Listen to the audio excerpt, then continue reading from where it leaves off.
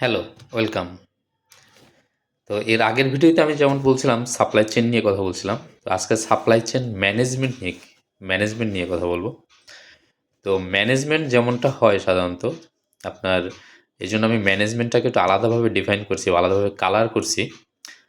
Management কোনো supply chain যদি management হতে হয়, তো সেখানে ম্যানেজমেন্টের ৪ টা এলিমেন্ট খুব ইম্পোর্টেন্ট।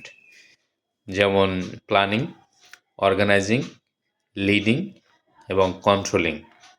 তার মানে হইল যে সাপ্লাই চেনের ভিতরে প্ল্যানিং থাকবে, অর্গানাইজিং থাকবে, লিডিং থাকবে এবং কন্ট্রোলিং থাকবে, সেটাই হলো সাপ্লাই চেন ম্যানেজমেন্ট। এই নিয়ে আমি একটা ডিটেল ভিডিও তৈরি করছি। আপনারা চাইলে আমার ইউটিউব চ্যানেল থেকে দেখে আসতে পারেন। Thank you.